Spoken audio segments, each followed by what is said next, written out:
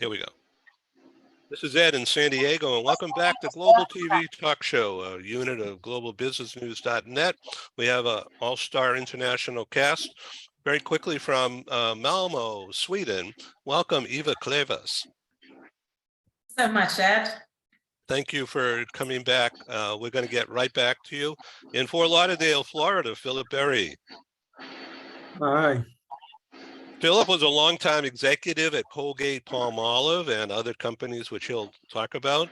And that's where he and I met. I wasn't at Colgate, but he became a New York speaker. Actually, Philip was our speaker in our very first meeting in Paris at Le Méridien Hotel in Montparnasse. And I forget what year. I think it was 1999. And we partied like it was 1999. It was a good one. And Philip has been an author and a multi-award winner having to do with managing people in 60 countries, and actually not managing people, but leading people and developing people. Isn't that right? Yeah, exactly. Now I was VP of HR for all of the international divisions, lived abroad also. We have some interference on the line. I don't know where it's coming from. So everybody check their connections, okay? Maybe it will disappear. Let's go to Tatiana St. Germain, who's currently based in Milwaukee. Welcome again, Tatiana. Thank you for having me, Ed. And we've been on the show together a few times now, particularly with Mark Nadich. And we've always talked about people development. And your company name says it all. Why don't you repeat what the company name is? It's Great People Management. We're all about great people because we really believe that great people achieve great results, and they achieve them a lot faster if you have the right people in positions. But to get to great people, you need to hire the right ones and you need to develop them. Oh, okay. There's a dog that wants to speak. Andy, that's your dog? That was Andrew's. Yeah, no, that's cool. Okay, let's go to Hamburg, Germany. Natalie, Dr. Natalie has her own TV show, in fact, more than one. And she's a featured star on the network produced by the LA Tribune. Welcome. Thank you so much, Ed. I'm just excited to be here and learn from everybody. Luckily, I know some of you already, and I can't wait to learn about everybody else as we talk about leadership management and how to move this whole thing forward. So we met in Washington, D.C. area where I produce live meetings several years. And you at that time were based there and have since moved back, relocated back, returned home to Hamburg with your daughter. And that's going fabulously, right?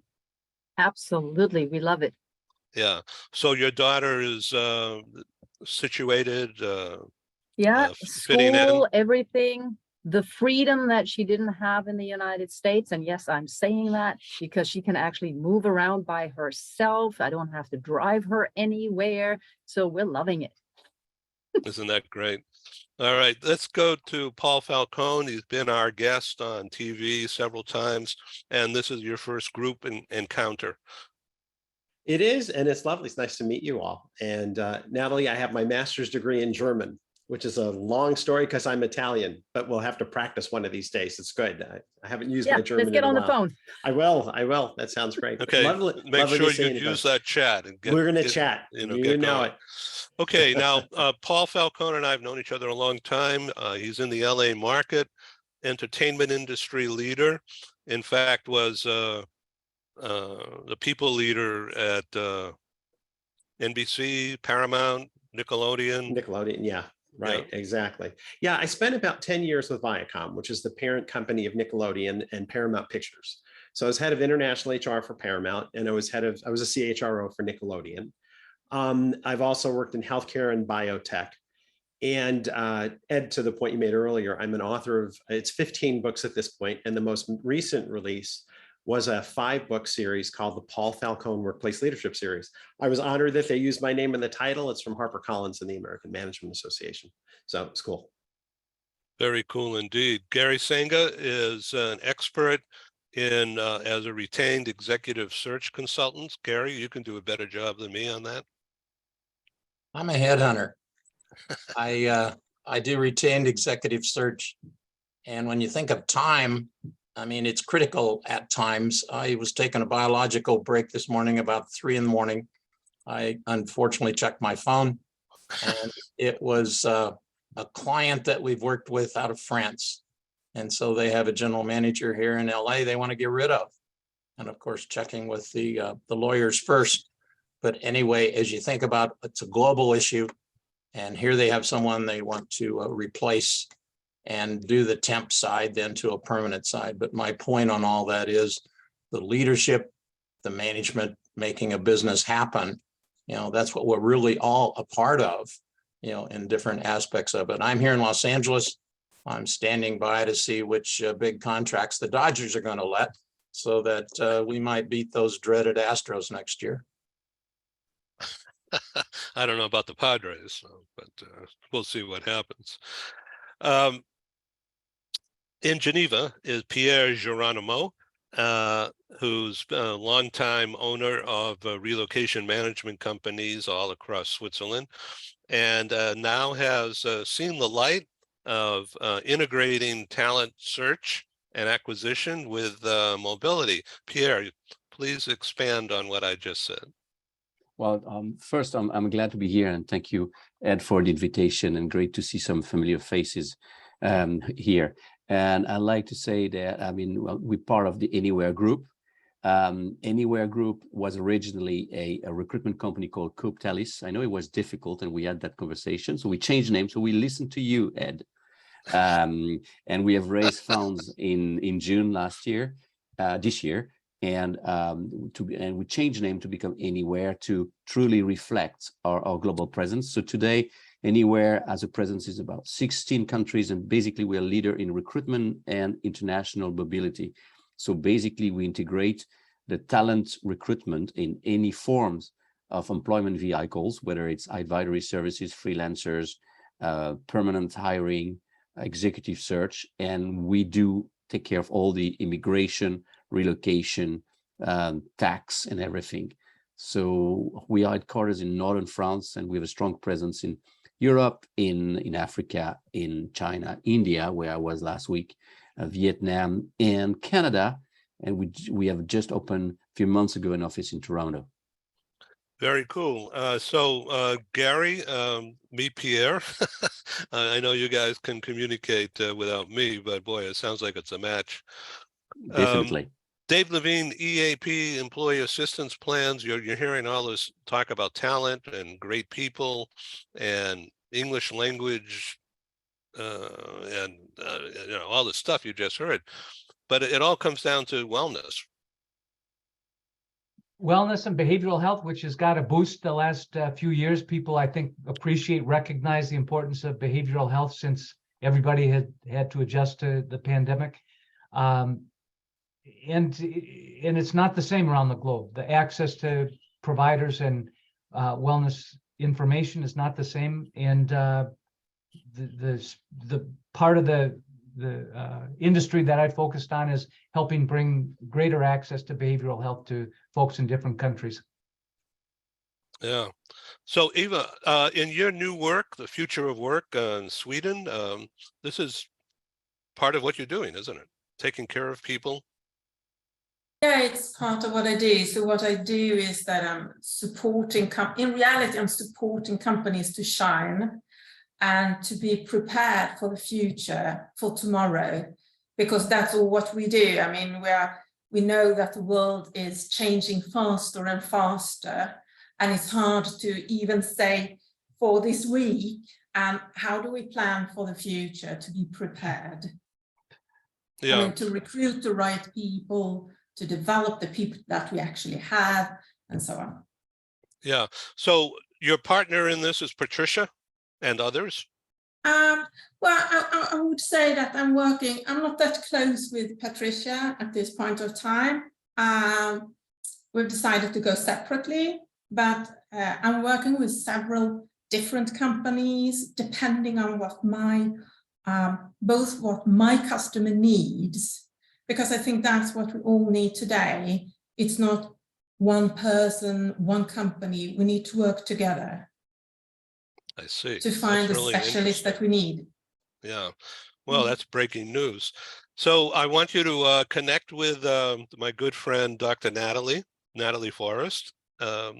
She has been on our show. I've lost count how many times since we began, and but always stimulating. And one of your slogans that I picked up in the for the PR is that you want people to wake up every day with a fresh look and be happy and joy. So how do you do that with people who don't feel that way? You slowly but surely get them there. It's a one step at a time process. There's no magic pill. Sorry, Matrix doesn't exist. You actually do need to make a little bit of an effort, but it starts out easy because you can just start out with 1 or 2 or 3 things that you're grateful for every morning before you even open your eyes. And you know, that then needs to become a pattern, a behavior. And when you do that, things begin slowly, surely to change. Again, not overnight, but that's a good start. Because if you don't open your eyes, you can't already be inundated with, oh my God, it's raining. Oh my God, this fell over. So you sit there and you have your eyes closed and you say, okay, I'm so grateful that I'm breathing. I'm grateful I have a blanket. I'm grateful I smell the coffee. And that's already good. Now you're on the trajectory to actually something positive. Thank you. Philip Berry, you and I have known each other a long time, as I've mentioned, but one of the shows that we did in the last year or so was particularly instructive for me as I moved into a subscription model and trying to get more professional as a coach within public relations. And so with this new surge post-pandemic and the great resignation, or whatever the right word is, Philip, the real lessons that are being learned apparently in companies, big companies, is that it's the middle manager that needs to grow because of the closeness for engagement purposes and communications with people. So how would you, as a senior level, C-suite, talk to middle managers now and get them to upskill? I'm going to turn this over to you for a few minutes, Philip Berry. Thing, I'm thinking about talent development. It has to be, first of all, within the context of what the business needs. And having worked in 60 countries around the world, you're going to see different needs that come into play. And so from the standpoint of individuals, they need to decide how they transition from their present level of performance and capability to higher levels of capability, so that way their relevance is improved. And that's why I look at this from the standpoint of personal branding, and individuals need to say, how are we showing up right now? What is our purpose? What is our big why? What are the skills and capabilities that we have in place? And are they sufficient to meet the needs of the business and also the needs of the individuals who are in the organization as they are serving their customers? And so it means that individuals need to look at a whole new competency framework, because they start with a framework. Unfortunately, people come in, they're recruited, they have high IQ, and then they feel that's enough to keep them going. It may keep you there for a while, but it's not going to sustain you. And that's where individuals need to look at what I call EQ, their emotional quotient, and not only how they are interfacing with understanding themselves, first of all, really having a deep understanding of what they're good at and what they're not good at, and understanding how people are viewing them, understanding how they interface very specifically with key people that are reporting to them up, down, and across the organization on a 360 from a 360 framework. And then 3, from the standpoint of the organization, are the behaviors that they have in place relevant to the organization is seeking to improve. So that, I know we're being very succinct in our issues, but that's the framework that I would use, that individuals, every time when I'm involved in executive coaching, I find that individuals need to have a great understanding of their capabilities, their values. What are the values that are driving my present behaviors? And how do I need to improve them if I am going to progress through the organization? And if I'm going to move somewhere, because you won't move anywhere unless you start with that understanding of self, understanding your purpose, how you can have a more enlightened self-purpose that is going to be able to be more effective on a 360 level. Thank you. Paul Falcone, would you like to comment on that? Yeah, Philip, I totally agree. My focus has always been on strengthening that muscle of middle management. That's really the relationship that keeps people in a company. If you've ever read that book, First Break All the Rules by Buckingham, and he partnered with the Gallup organization, and they did all this research over tens of thousands of interviews and basically came up with the enlightened saying of, people join companies and they leave supervisors. And that's true. It's true. It's that relationship to your boss. To me, that's really the primary thing by a mile. Now, the learning curve is also important. People want to feel like they're progressing in their careers. But as long as people feel like their boss has their back, they're firing on all pistons, so to speak, that they're really making the contribution they need to make, they're not going to leave for 15 or 20% to go elsewhere. But when that relationship with the boss sours, the first thing they do is get their resume out there. And unfortunately, we're seeing a lot of it these days in this post-pandemic phase. Gary Sanger, I think this leads right to you. Sorry, I was trying to click that. A couple of things come to mind. I'm originally a farm kid from Idaho, so I know how to grow potatoes. I know how to get a sore back. I know how to work really hard. But thank goodness I had a father and mother that insisted that you go out there and get an education. My first business career was with a little company called American Hospital Supply Corporation. It, way back in the 80s, was a victim of a hostile takeover by Baxter, and then spun out as Cardinal Health and Edwards and the others. Our founder, Foster McGaw, and anybody that's been around Northwestern, he left a lot of his wealth to Northwestern. And he had a very simple thing. He said, look, if this person you're going to hire wouldn't fit in at your supper table, don't hire him. Now, isn't that basic? It is really basic. I keep my TV on at night for white noise. And one of the captions on there was Oprah Winfrey saying, put people on your team that raise you up. I think sometimes recruiting and search gets far too convoluted, too complicated, but go for some of the basics that one should have. And as you talk about strengthening yourself, how do you get to know yourself? How do you align with your boss and make your boss look better? Some of the fundamentals then about what you need to have by an educational background, what you need to have in terms of, how outward facing you are. One of you folks said, look, if you're too introverted that you can't speak up, you can't speak out, you can't be a poster boy or a poster girl for your company, learn how to do that. Learn how to do that. So the short answer is aligning with that business, knowing where you're going, and whether you're out there on a supervisory floor or you're managing a whole bunch of plants, I think knowing just what that direction is and why do you as a company exist. So Gary, I want to go a little bit deeper with you in this whole thing because we have Pierre. About the potatoes part, about the spuds part, is that what you're trying to dig deeper on? I love baked potatoes and gobs of butter on it, I'll tell you. So what about finding people who don't really want a job at the moment, but that's called passive candidates, right? Yeah, I think that's really the essence of retained search.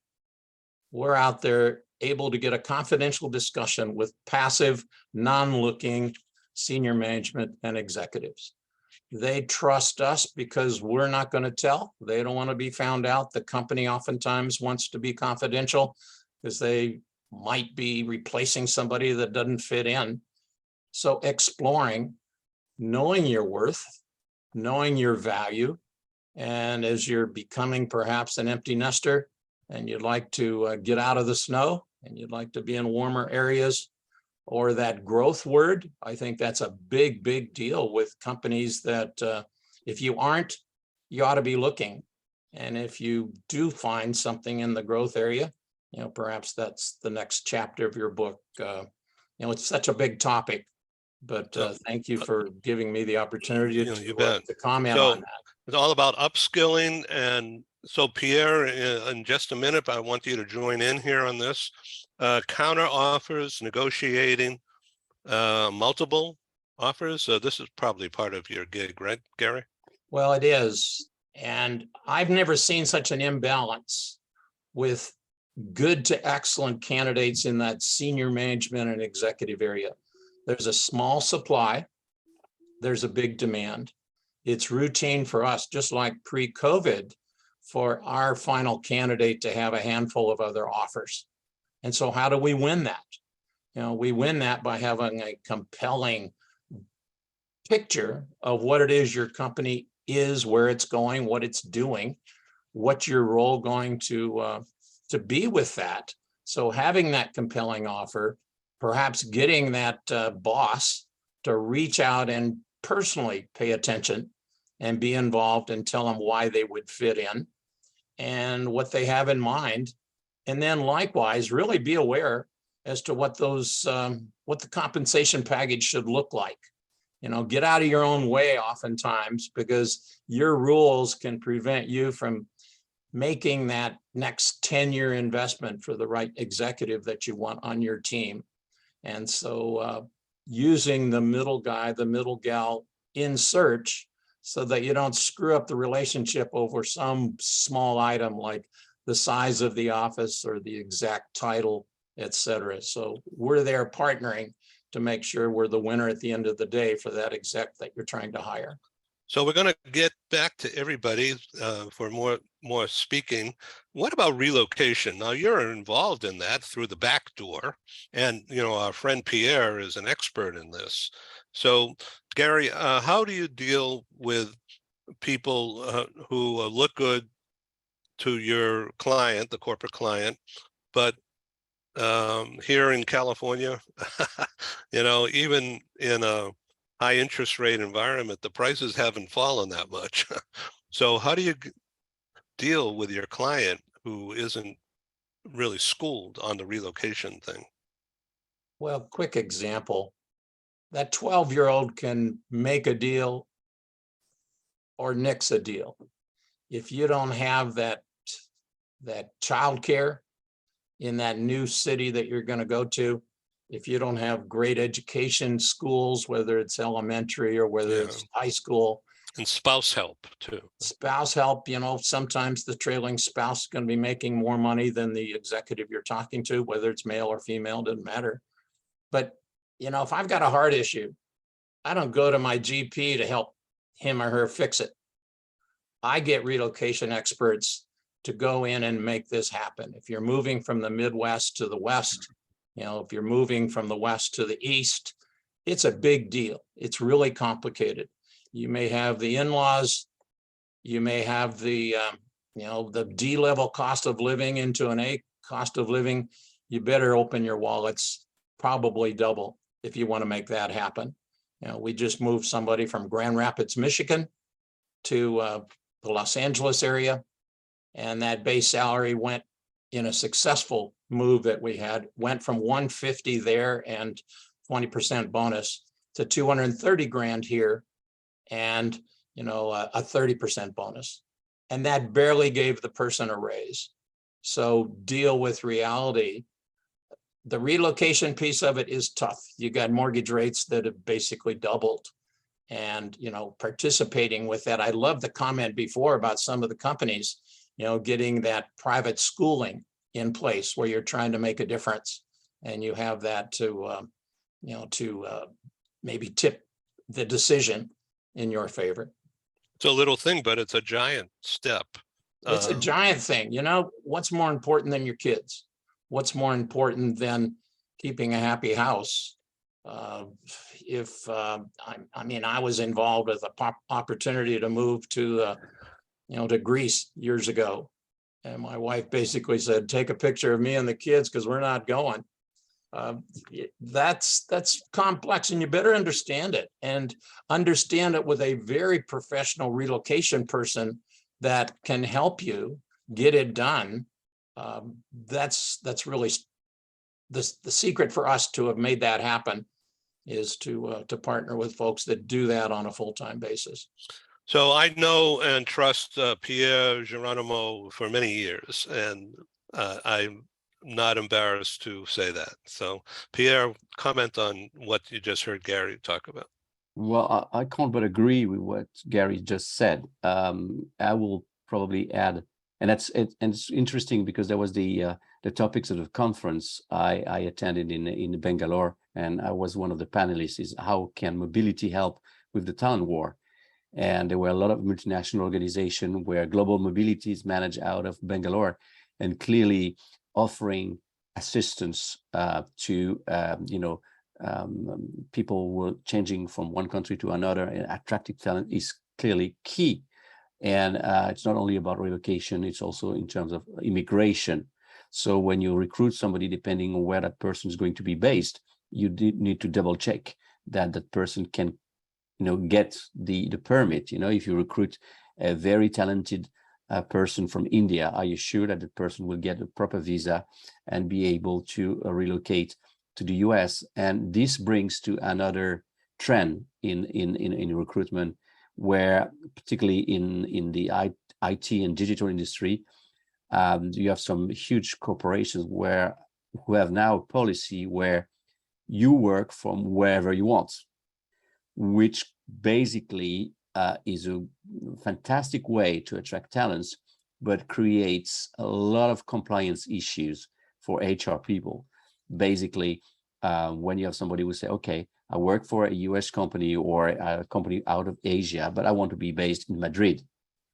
How do you do that? I mean, this has a lot of consequences in terms of immigration, in terms of payroll, in terms of taxation. So how you make sure that you're compliant with that? So I think the war on talents is getting to kind of the shoulders of the HR people, where you need to partner with a reliable immigration, relocation, and tax specialist, because you want the best talents. And in some industries, the talent shortage is so high that you will have the C-level management of, I don't know which organizations, I want that person. And that person says, I want to be based in Malaysia, but our office is in Singapore.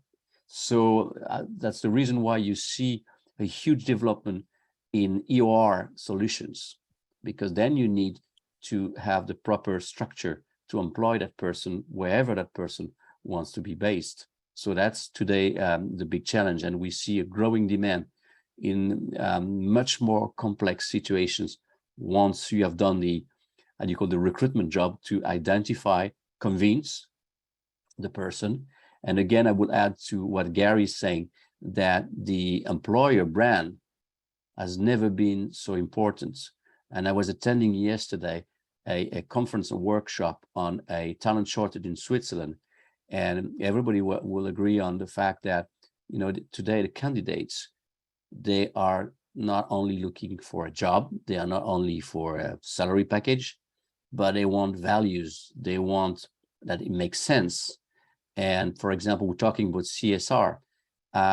You can't, limit yourself to, okay, we do that and we contribute and we plant trees in Amazonia. All right, that's nice to read. But locally, what you as an organization, what are you concretely doing in terms of corporate social responsibilities? And they're willing to dig into that. So that's the big challenge for the employer. That's also a great opportunity. But that's today's discussions that are getting around. Pierre, merci beaucoup. Let's go to Barbara Bolt. The role of teaching a candidate how to speak better or how to communicate in English when they're where English is not their primary language. Yeah, that's really key. And it can even impact how they interview. So I do prepare people sometimes for interviewing in English. And it's not only the language, it's also the culture. People have to understand what that interviewer is expecting to hear, what's going to make sense to them, and what parts of their background possibly to share. One interesting thing, and I'm sure Pierre will agree with this, but one of the hardest things for non-Americans to get about American culture is how enthusiastic you have to be. It's very uncomfortable for a lot of cultures. It would be huge for Asian cultures, but also Germans or Swiss, to put themselves across in an interview in a way that an American manager is going to get that they are engaged and that they really want the job. We have this kind of unique cheerleader syndrome, I call it. I'm the best, and yeah, and it's not just good, it's great. And for other people coming from other places, doing that feels so false. And I'm sure, Philip, you can relate to this too. It's just this like, oh my God, I can't do that. And they've got all of these things in the back of their head saying, you're being ridiculous. And yet, in order to make an impression, a good impression, and be hired by an American hiring manager, they might have to go pretty far out of their comfort zone. So that I actually have exercises where I have people, I always tell them we have to find the middle ground. So you're kind of here at the very reserved end. We've got to take you all the way to ridiculous so that you can come back to a place that feels moderately comfortable. And I have them walk around their house. I often use a Steve Jobs script when I have them do that, but they can do it with anything, just exaggerating the heck out of whatever they're reading so that they get what that feels like. And then another interesting thing about it is it's very much somatic. Like it's a feeling thing. So they have to get to the place where they can feel where they're coming across with an appropriate level of enthusiasm that maybe isn't ridiculous, it might still feel uncomfortable to them, but they can do it. So that's just an example of what people have to deal with. Thank you very much. That was very timely. Chase Eskelsen, let's go back to this micro school idea that you mentioned last week.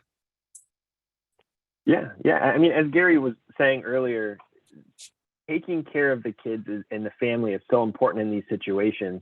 And one of the things that we've done in the education side of this is built micro schools that solve some of these problems for those families who are moving, and working with different employers to launch a micro school. Sometimes it's right there on site on the same facility premises as the company, and sometimes it's a whole separate building. But the beautiful thing is that with technology and with good innovative people, you can create a school that fits the needs of the students and ensures that they get a good academic opportunity, as well as solving the problem of these families who are moving and they're saying, hey, I'm going international, but I want my kids to maybe still have that American style education so that when they come back, for their university or post-secondary education, they're still on track and they're still kind of tracking with what's going to be coming up.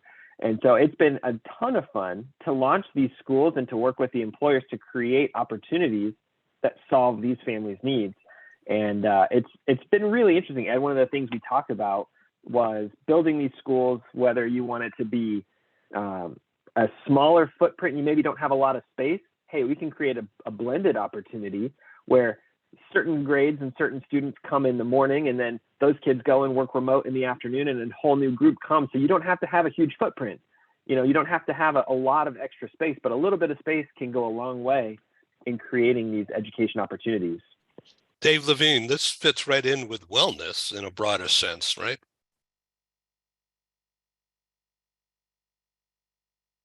Mute. Sorry, I'm fascinated by the conversation. In a broader sense, it does fit in. What I'm struck with by the speakers is the storytelling capabilities, whatever our speakers are talking about.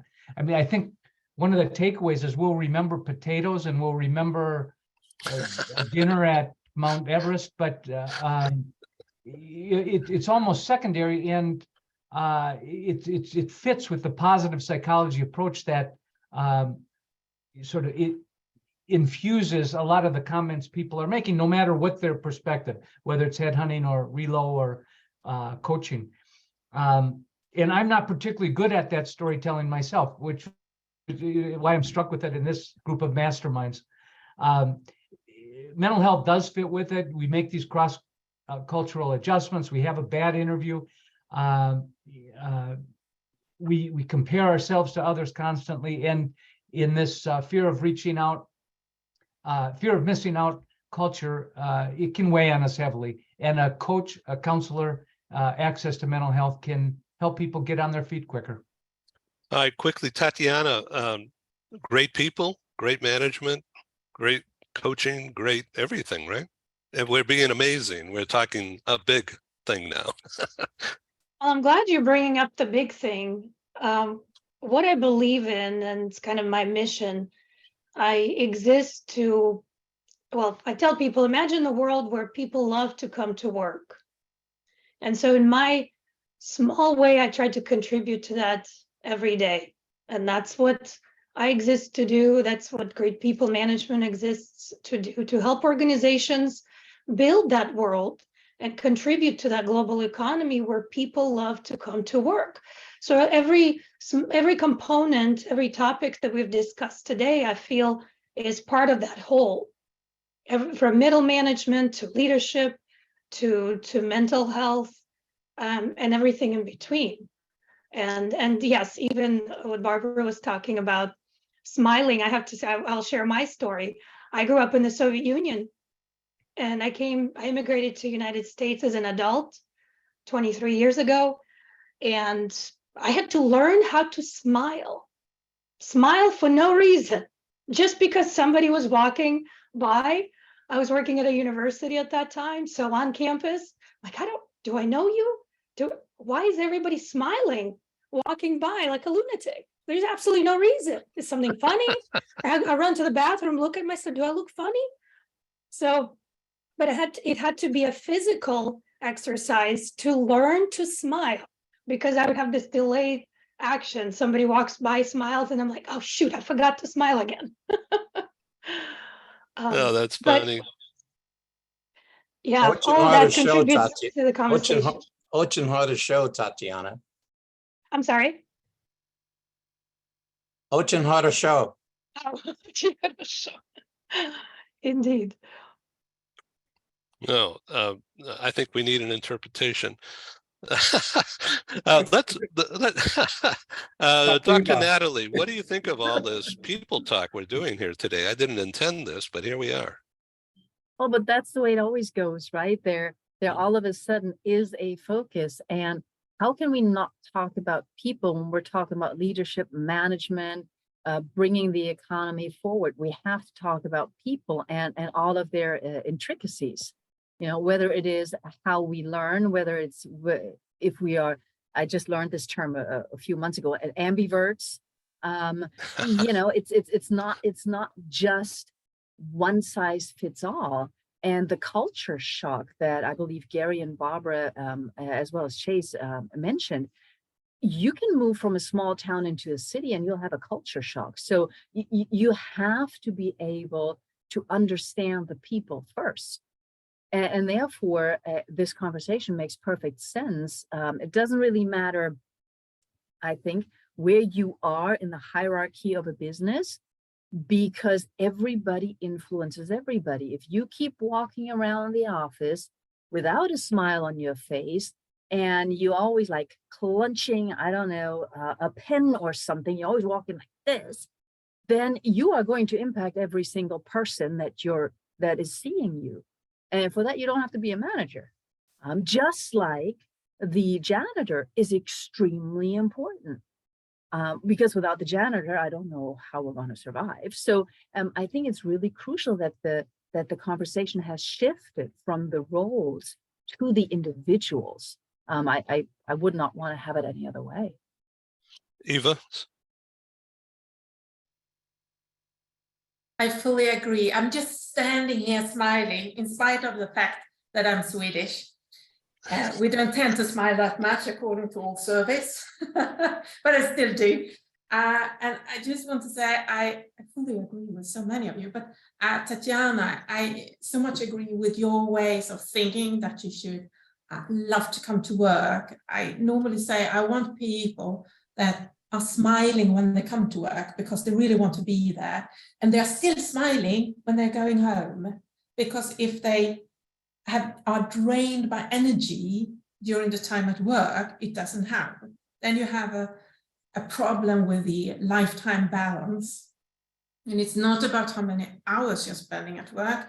It is about how much energy do you still have when you're going home.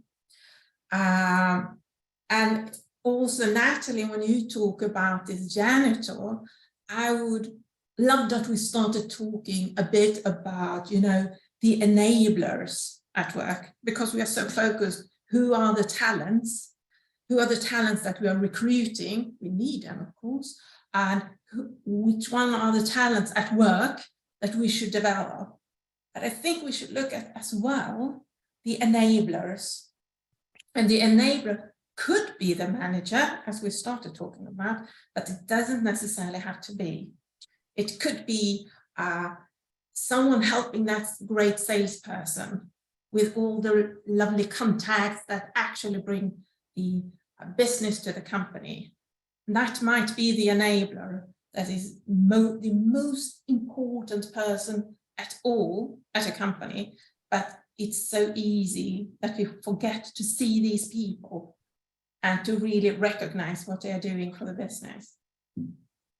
Melinda, this fits right in with what you're about, all this positivity.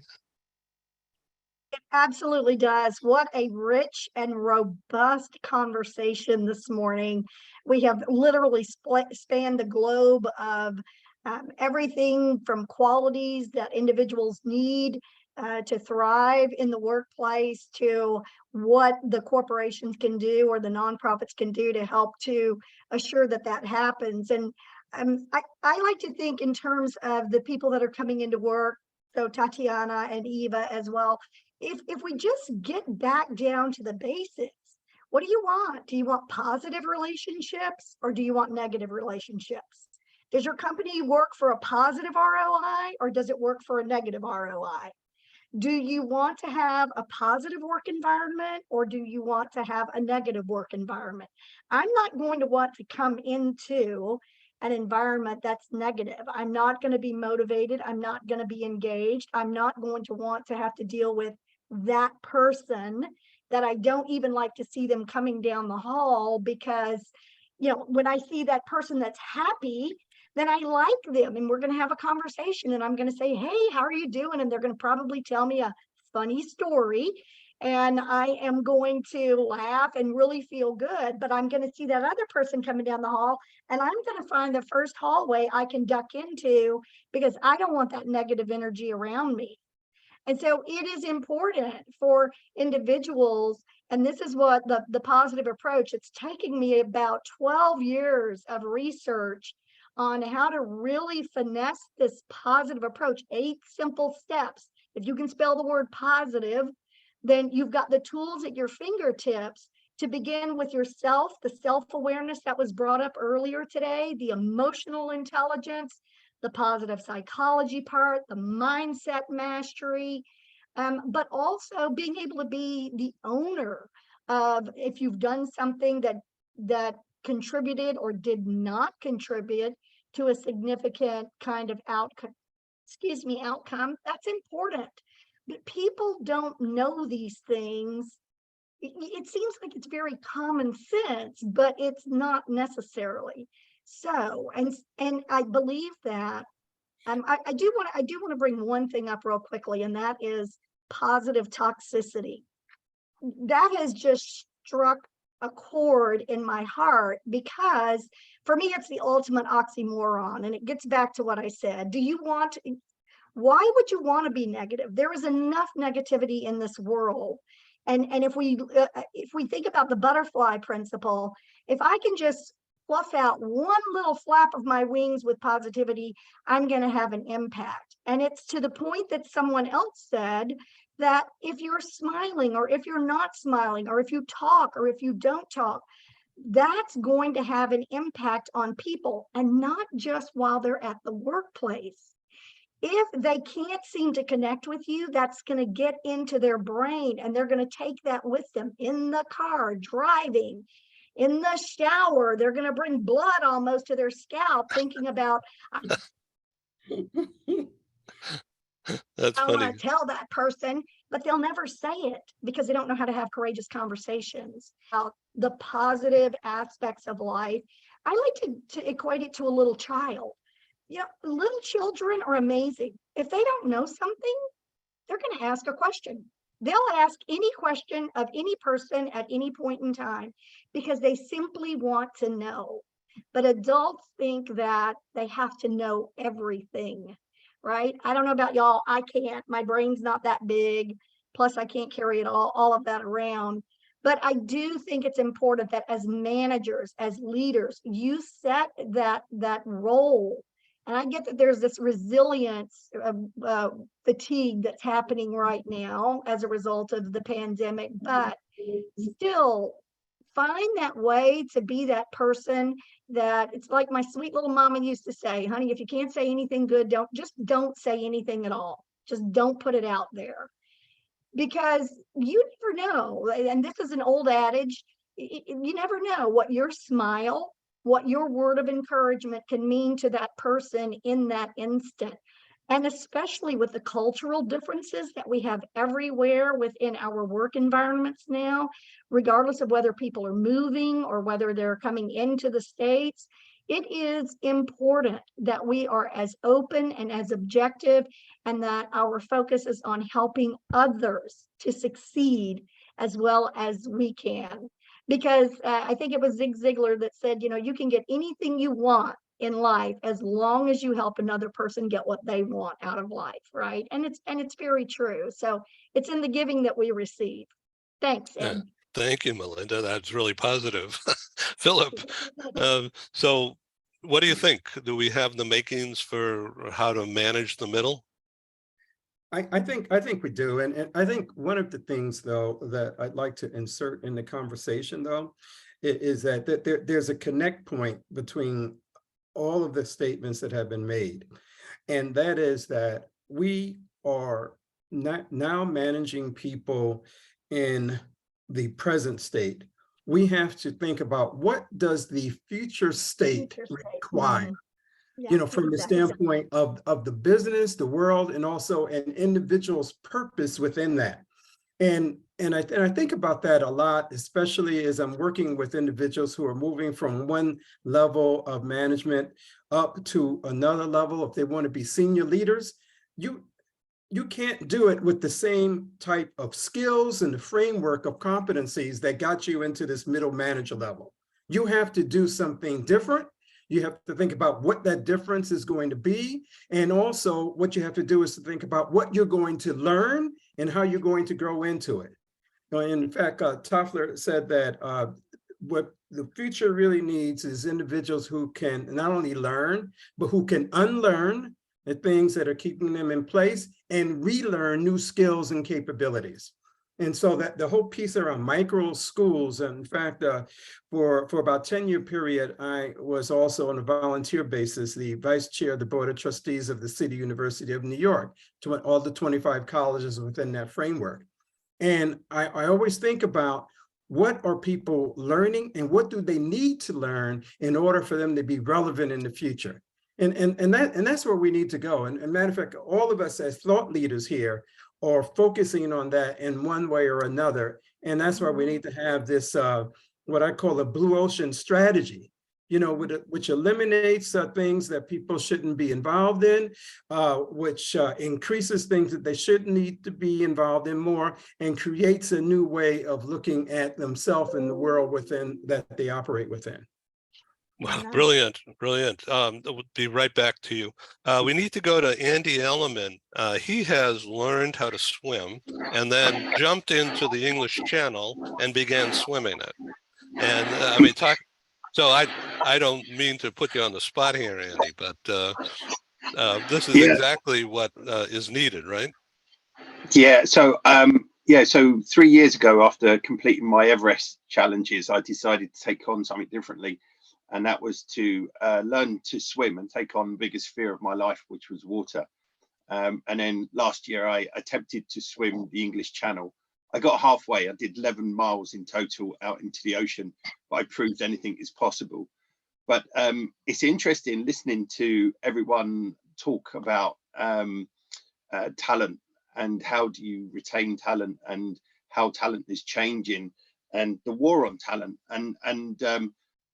I work in the relocation industry myself. I work for the AGS group. We're in 97 countries in total. And we move about 85,000 families a year. So I see a lot of this, what you're talking about. But the big thing for me and the things that you're talking about, when it comes to people now wanting to work for companies, especially the newcomers coming into the industry, they want to know the package, they want to know what they're getting, etc. But you're definitely right. Some of you said about, they want to know more about the company and its values. And sustainability is a huge part of that now. And sustainability takes into everything from your CSR program, obviously, like through to your DE&I program. They want to know, how do you look after the different types of people that work within your company? How do you look after those people? And how do you promote those people? How do you get the best people within your company at the top? And I think that's a big, big area now where companies are now looking into companies to say, okay, who have we got on the bottom line that we could bring up through the ranks to be at this level? And they're not the normal people that you would think. They could look totally different to what you'd expect if you put it on paper. And I think companies are looking more closely about that, the diversity of who they have within their companies, etc. And it's really, really important. One of the things, I'm going to talk quickly because I know we haven't got much time, but one of the things when I was on my Everest side, when I did the Everest side, I wrote the 7 steps to Everest, which was one which was called the vision, which is obviously Everest, which was the summit. So you have that at 1 and 7. And then I wrote down all the things that I needed to reach the summit. This matches near enough everything you've spoken about today. And if I can quickly just say, number 2 is about support. For me on Everest, it was about getting the support from my family, support from my work, support from my sponsors, etc., for me to actually do that. That's the same within an organization. If you've got someone that's coming into your organization and they're just starting, first thing they need is the support from the team, the members, the company itself. The third thing I had on my list was the team. For me on Everest, it was important to make sure I had the right people as a team because I was going to spend 10 weeks on Everest, etc. So you want to make sure you've got the right person in the tent with you.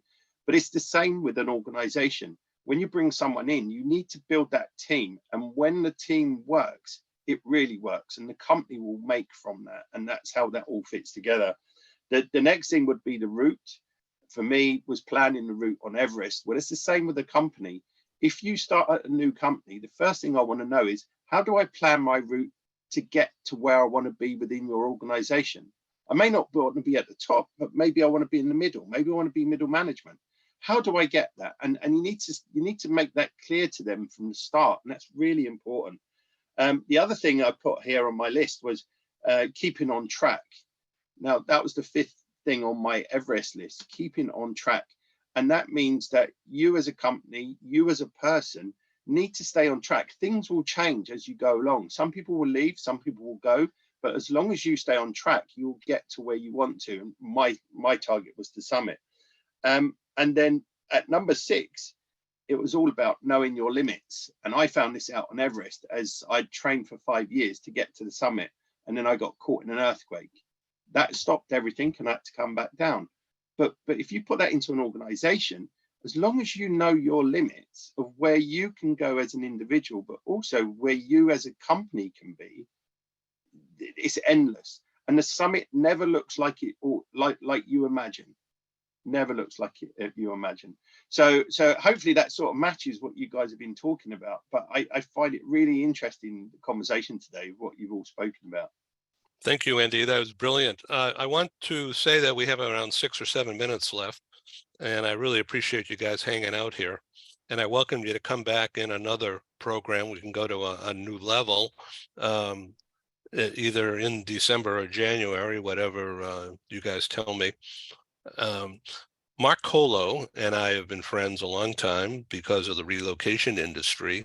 He was based in Southern California and has recently bought a house in Utah. Let's welcome Mark Colo. Please unmute.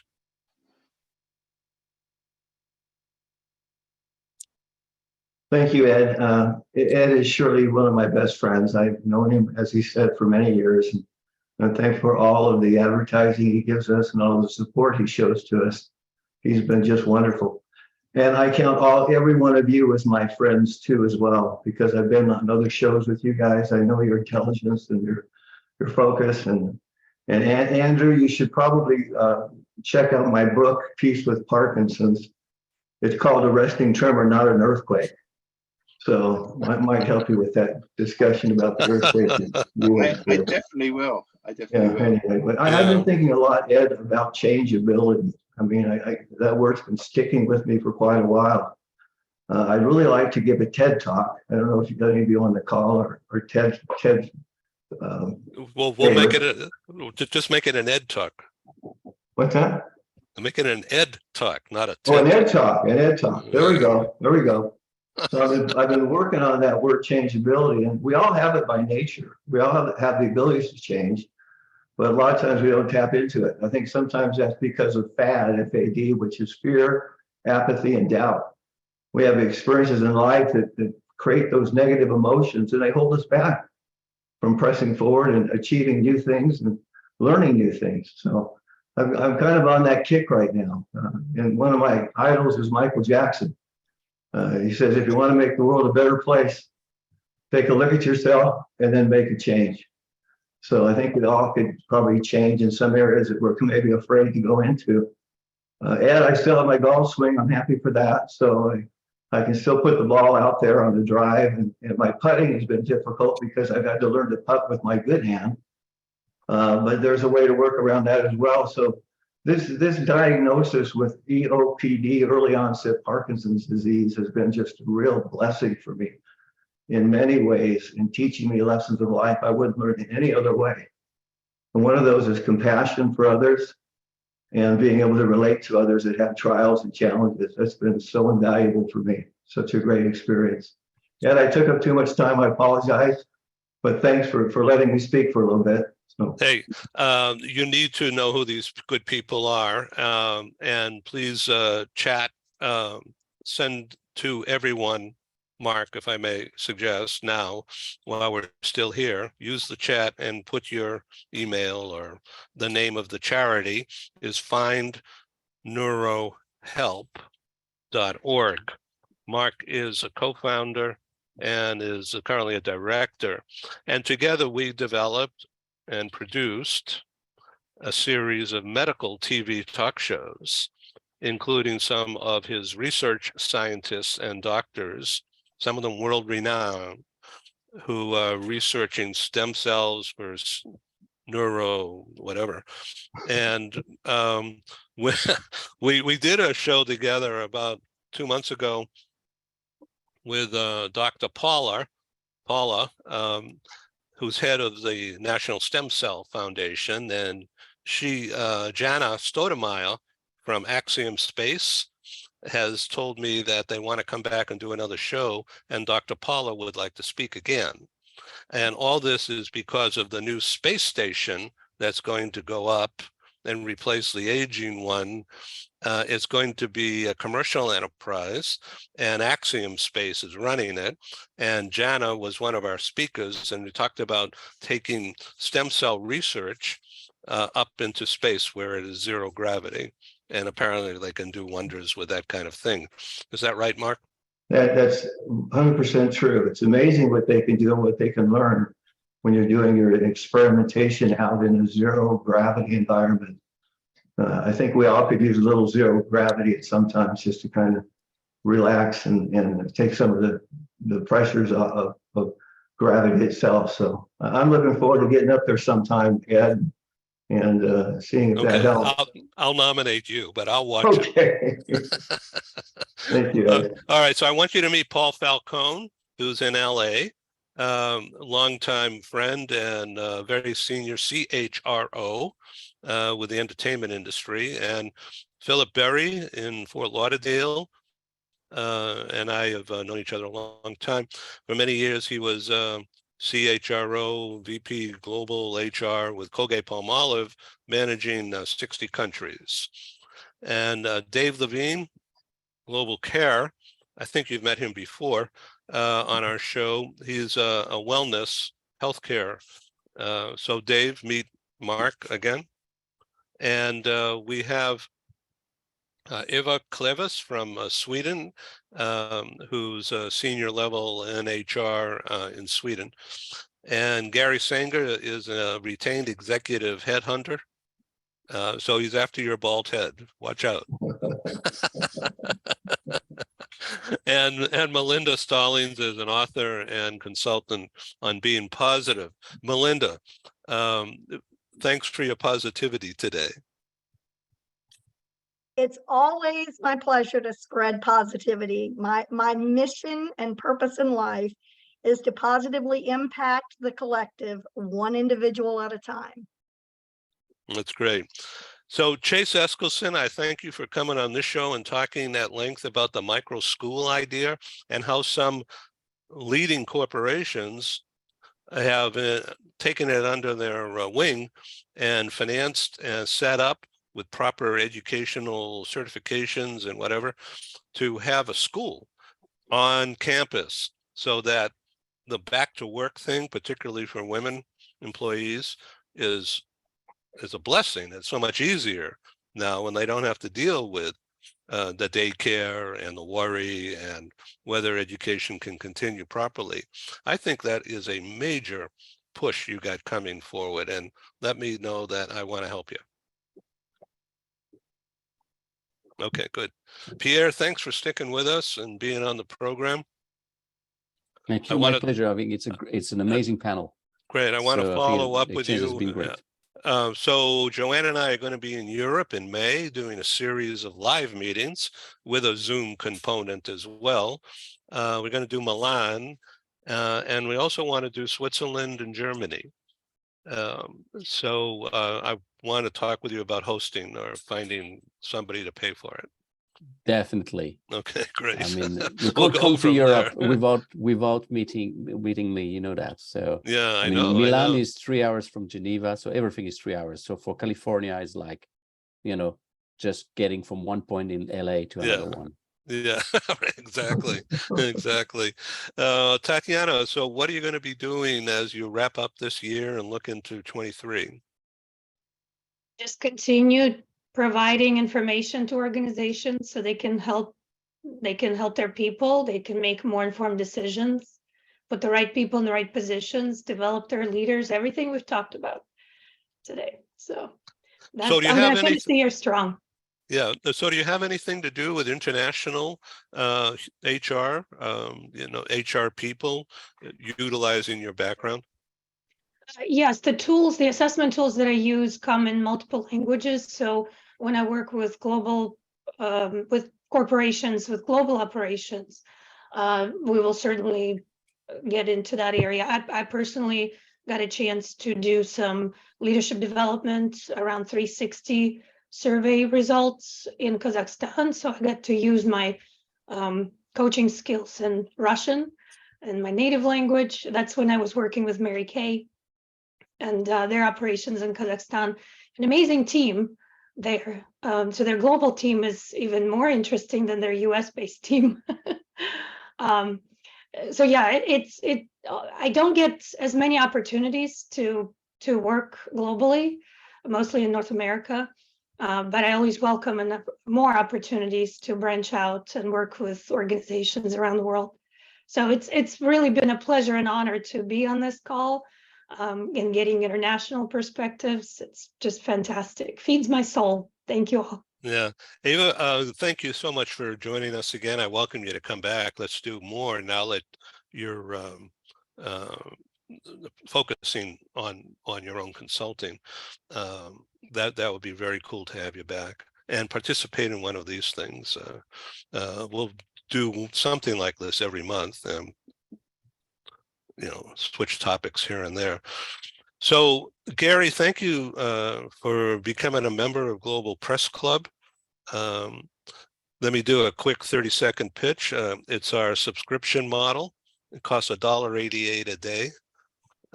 And you can do it for 90 days, 180 days, or 365. All the plans have 100% power behind them. It's just a matter of time. So our slogan is, it's about time. And so I wish I was younger when I thought of all this. Maybe I could have pitched it to Viacom or Paramount Pictures, and then I'd be a Wheel of Fortune guy. Ed, it's a real pleasure to be here, and thanks for making this happen. A couple of quick comments. One, smiling doesn't mean you're weak. Doesn't mean that you're a pushover, that you're just a cheerleader, quite the opposite. And number two, I think a topic, who should you get off the bus? Who should you take out of your organization because they don't subscribe? Because one great one balances out one awful one, and it makes everybody pretty mediocre. So I think there's some meaty topics there for us all to, to look at in the future. Great. So, Eva, what do you have coming up? Do you have a special client assignment that you're working on now that, without naming names, can you describe what you're doing? My name, you asked. Yes. Sorry, I was like, did you say Eva? Sorry, what I'm working currently, I have several customer or clients that I'm working with, and they are all focused on, how can we either be really prepared for tomorrow with our managers, or how can we support key people in the organization to go to a higher level, to really accelerate and to stay. It's one thing to develop people, but you want them to be developed within the company and to utilize the knowledge, the development they have received within the very same company, preferably. That's great. So thank you all for being on Global TV Talk Show. It's really been an honor for me to host this and being able to produce it. You'll each receive a copy of the finished product. I don't know whether it'll be today, but if not, then tomorrow. And we'll post it up on our site and connect it to YouTube and LinkedIn and Instagram and our Facebook group, and begin the rollout of marketing. Free access 24/7. You could send it or do nothing with it to your own list. Andy, I thank you and AGS for being a supporter. Really appreciate it. Mark Colo, let's talk offline and set up a talk show, medical talk show for December or January. We'll do that, Ed. Thank you. Okay. Thank you all. Philip, Thank you very much. Thank you. Happy holidays, everybody. Happy holidays, Good everybody. holiday to each and every one. Thank you, everybody. Thank you, Ed. Thank you, everybody. Thank you Have all. Great a to catch up positive, with you all. fabulous day. Thank It's you. great to see you, Philip. Take care. Bye all. You too, Pierre. Tatiana, do svidaniya. Yeah. Cheers.